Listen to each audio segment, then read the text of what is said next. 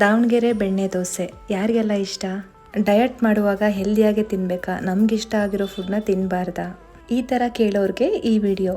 ನಿಮ್ಗಿಷ್ಟ ಆಗೋ ಫುಡ್ನ ಮನೆಯಲ್ಲೇ ಹೆಲ್ದಿಯಾಗಿ ಮಾಡಿಕೊಂಡು ವಾರಕ್ಕೊಮ್ಮೆ ತಿನ್ಬೋದು. ಟೇಸ್ಟು, ಟೆಕ್ಸ್ಚರು ಎಲ್ಲ ಪರ್ಫೆಕ್ಟಾಗಿ ಬಂದಿತ್ತು. ನೀವು ಈ ರೆಸಿಪಿನ ಒಂದ್ಸಲ ಟ್ರೈ ಮಾಡಿ. 2 ಕಪ್ ದೋಸೆ ಅಕ್ಕಿ, ಅರ್ಧ ಕಪ್ ಉದ್ದಿನಬೇಳೆ, 1 ಟೇಬಲ್ ಸ್ಪೂನ್ ಮೆಂತ್ಯ ಹಾಕಿ ಚೆನ್ನಾಗಿ ವಾಶ್ ಮಾಡಿ 5 to 6 hours ನೆನೆಸಿಡಿ. ರುಬ್ಬೋಕ್ಕಿಂತ 10 ನಿಮಿಷ ಮುಂಚೆ 1 ಬೌಲ್ ಕಡಲೆಪುರಿನ ನೀರಲ್ಲಿ ನೆನೆಸಿಡಿ.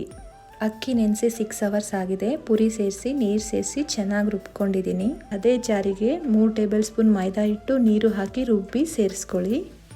ಸ್ವಲ್ಪ ಸಾಲ್ಟ್ ಸೇರಿಸಿ ಓವರ್ ನೈಟ್ ಫರ್ಮೆಂಟ್ ಆಗ್ಲಿಕ್ಕೆ ಬಿಡಿ.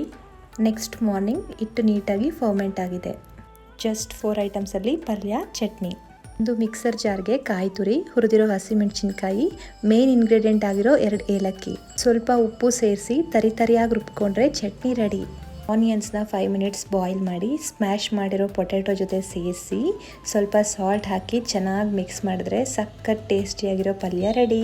ಈ ರೆಸಿಪಿಲಿ ಗೇಮ್ ಚೇಂಜರ್ ಅಂದರೆ ಬೆಣ್ಣೆ. ಆದಷ್ಟು ಫ್ರೆಶ್ ಆಗಿ ಸಿಕ್ಕರೆ ಟ್ರೈ ಮಾಡಿ. ತವಾ ಬಿಸಿ ಇದೆಯಾ ಅಂತ ಚೆಕ್ ಮಾಡಿಕೊಂಡು ದೋಸೆನ ಸ್ವಲ್ಪ ತಿಕ್ಕಾಗಿ ಹಾಕ್ಕೊಳ್ಳಿ. 1 ನಿಮಿಷ ಆದಮೇಲೆ ಎಲ್ಲ ಕಡೆ ಬೆಣ್ಣೆ ಹಾಕ್ಕೊಂಡು ರೋಸ್ಟ್ ಮಾಡಿಕೊಂಡ್ರೆ ಸಖತ್ ಟೇಸ್ಟಿಯಾಗಿರೋ ದಾವಣಗೆರೆ ಬೆಣ್ಣೆ ದೋಸೆ ರೆಡಿ.